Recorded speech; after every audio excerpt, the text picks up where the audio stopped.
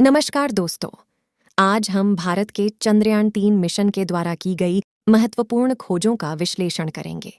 चलिए इस रोमांचक सफर पर निकलते हैं। सबसे पहले चरण में हम प्रज्ञान रोवर की बात करेंगे। यह चंद्रमा के मानव निरीक्षण के लिए भेजा गया रोवर है। इसकी यात्री गति केवल 1 सेंटीमीटर प्रति सेकंड है, लेकिन यह ने चंद्रमा के सतह पर 100 मीटर से भी अधिक की दूरी तय की। यह अपेक्षा के लिए एक आश्चर्यजनक उपलब्धि है जब हम यह देखते हैं कि यह मून के चुनौतीपूर्ण चंद्रमा क्षेत्र में गति कर रहा है। वास्तव में आश्चर्यजनक है कि प्रज्ञान रोवर ने चंद्रमा के चुनौतीपूर्ण क्रेटरों को नेविगेट करने की क्षमता दिखाई है। इसमें यह रॉकर बोगी नामक एक विशेष पहिया मैकेनिज्म का उपयोग करता है जो इसे ऊपर नीचे जाने में मदद करता है। लेकिन यह पूरी तरह से स्वतंत्र नहीं है। धरती पर उसके चलन को वैज्ञानिक संचालित करते हैं। अब हम तापमान मापन के बारे में बात करते हैं। चंद्रमा का वातावरण अत्यधिक तापमान की उम्मीद रखता है। चंद्रयान-3 के डेटा ने सतह और सतह के नीचे के तापमान के बीच एक बड़ा अंतर प्रकट किया। जबकि चंद्रमा की सतह पर तापमान लगभग 60 डिग्री सेल्सियस होता है, तब नीचे के तापमान 80 मिमी यानी कि लगभग 3 इंच के नीचे 10 डिग्री सेल्सियस पर जाता है। यह रोचक खुलासा दिखाता है कि चंद्रमा का रेगोलिथ यानी चंद्रमा की मिट्टी एक बड़ा अच्छा इंसुलेटर है। इस गुणवत्ता का हमारे भविष्य के चंद्रमा आवासों के लिए सुरक्षा प्रदान कर सकती है। आखिर में चलिए हम चंद्रमा के भूकंप गतिविधियों की ओर बढ़ते हैं। चंद्रयान-3 के साथ चंद्रमा भूकंप गतिविधि के लिए उपकरण इल्सा भेजा गया था। इसका उद्देश्य चंद्रमा रोवर प्रयोगों और चंद्रमा के गतिविधियों से उत्पन्न होने वाली गतिविधियों को मापन करना था। हाल ही में इल्सा ने एक अज्ञात चंद्रमा भूकंप को रिकॉर्ड किया जिसका एम्पलीट्यूड अधिक था। इसका मतलब है कि इस गतिविधि में ज्यादा शक्ति थी। इसके कई व्याख्यान हो सकते हैं।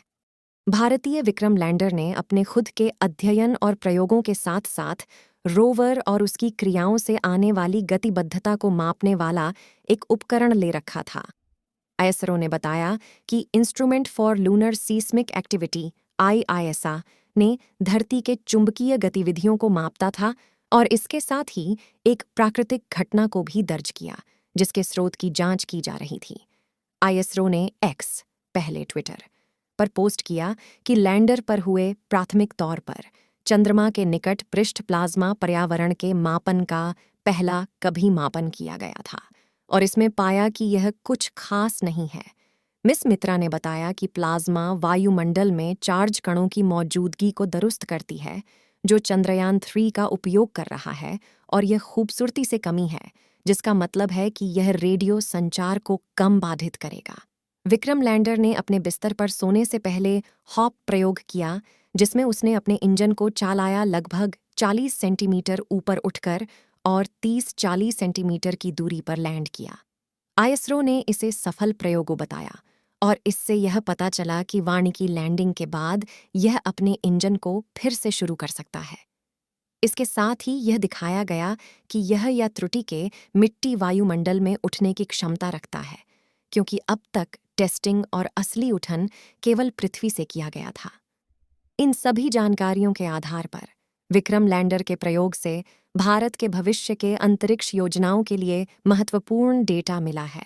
चंद्रयान-3 मिशन के चांद की व्यापक अध्ययन के बाद विक्रम लैंडर को चंद की रातों के कारण बंद कर दिया गया, क्योंकि इस मिशन का सौर ऊर्जा पर काम करना होता है और चंद की रातों में यह ऊर्जा उपलब्ध नहीं होती है।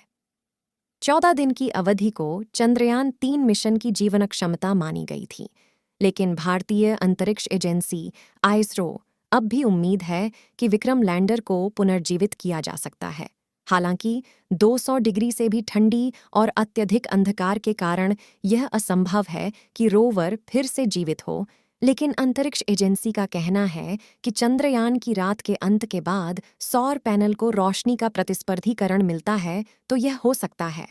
रिपोर्ट्स के अनुसार 22 सितंबर को यह तय होगा कि भारत के चंद्र मिशन क्या और चंद के अधिक विवरणों को प्राप्त कर सकता है विक्रम लैंडर के पुनर्जागरण के माध्यम से। अगर पुनर्जीवित नहीं होता है तो यह सदैव के लिए चंद्रमा पर रहकर भारत को गौरवित करेगा। तो दोस्तों, ये थे कुछ मनोरंजक फैक्ट्स जो आईएसआरओ के चंद्रयान-3 मिशन द्वारा मून के बारे में पेश की गई हैं। भारत ने मून पर नए रास्ते खोले हैं और हमारे लिए नए दुनियाओं की खोज शुरू की है। उम्मीद है आपको ये वीडियो पसंद आया होगा। चलिए, आज के लिए इतना ही, मिलते हैं अगले वीडियो में। अभी तक अगर आपने इस वीडियो को लाइक नहीं किया है तो लाइक ज़रूर कर दे और चैनल को भी सब्सक्राइब कर दे ताकि हमारे अगले वीडियो की नोटिफिकेशन आप तक पहुंच सके।